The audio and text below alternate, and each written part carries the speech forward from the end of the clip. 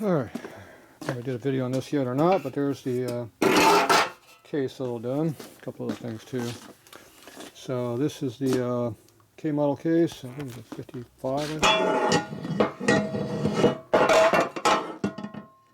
Yep, 55 right there. Oop. There's your number. Second two digits what counts.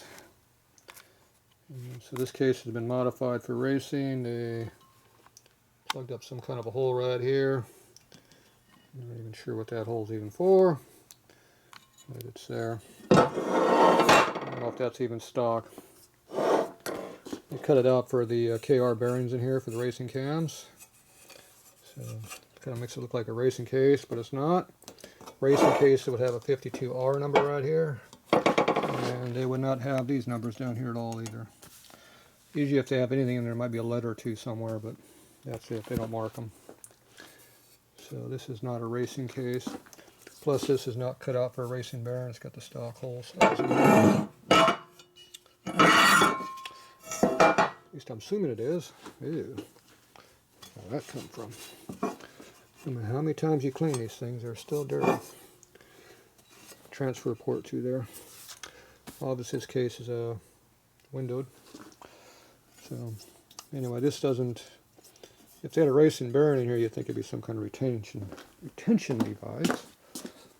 That's knuckle. Let's see, I might have a case race over here to double check with. That looks like one right there. Yep, that sure looks like a Sportster part. Oh, looks at that. Press-in stock stuff. Yeah, definitely not set up for racing. They did something down here. They got some kind of a bearing or something they put in there. Something different. They obviously welded up the whole hole here where the speedometer used to be. That's where your speedo drive normally is at. That got plugged up and they put a big hole in there for a big bearing. And it's not sure what they did there, but they did something. It's really thin there. Probably like the same thing I do on my race bike. That's weird. They got the steel part in here still. So they got some kind of a freeze plug in here to cap the case off with. Me, I welded up solid through here. And then I cut it down the minimum amount to clear the chain. That's how you would do one way of doing it. The other way would be you make a cup that goes in there, which is the preferred way I do it. But I don't trust this not coming out. But that's a pretty slick design there. I've seen that done before. Makes it a little easier, I guess, when you got something on. That's just a cup freeze plug in there. You got to keep the counter shaft from going all the way through. So yeah, that would make it a lot easier to do the bearing than what I do. Like I said, I make a cup that goes in there, so it basically looks like this, except it's closed on one side. Then I press the bearing into here, and then I press it into the case on the other side here. So then I press it in here so it's flat and it's sealed, because they don't make a sealed bearing on this side for a big roller. Anyway, you yank this thing out. This is usually caused from the chain breaking. It rips it out. On my race bike, I did the same thing here. I ripped it out, but I did when I took off the back of my truck, I dumped the clutch and pulled the whole main shaft right out of the tranny. So this is the second time I've seen that done. The other way to do this is if you broke the teeth off the low gear right here and pushed it right out, which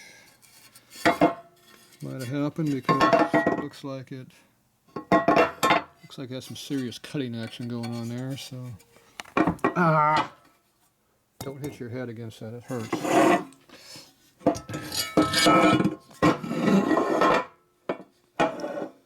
Man, I got a headache now. Yeah, I think the low gear let go and they just pushed this whole thing out with the transfer of the gear. Mine, I didn't break any teeth at all. I just ripped the thing out. Yeah, this one looks like it blew up. You can see the big cut mark right there where it dug through. Yeah, this one lost low gear. She went boom and quit going forward. That's usually what happens when they break. Yeah. Anyway, that's customized. Stock ones have an internal plate that goes in here. You put shims behind to shim your end plate for your cams. Yes, you don't have to, obviously. You can see how the steel insert is cast into the case. There's aluminum inside the steel insert. So, alright, well there's a K model case that can be used for a KR if you want to put KR cams in it. You can still use a street bike lower end.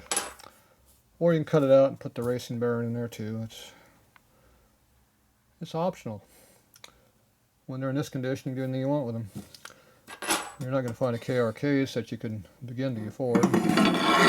If you ever found one, you'd be damn lucky, and if you could ever afford it, it'd be a miracle. So, obviously, this one here, it's seen better days, obviously, so, I don't know. One more thing to play with. Either that, I might just cut the whole back thing off and put a 5-speed big twin tranny behind it. That's the other option. Yeah, it might be what I do. Alright, well there you go. All cleaned up after the nasty corrosion and crap was on it. I'll post it with the other videos so you'll see the before and after. There you go.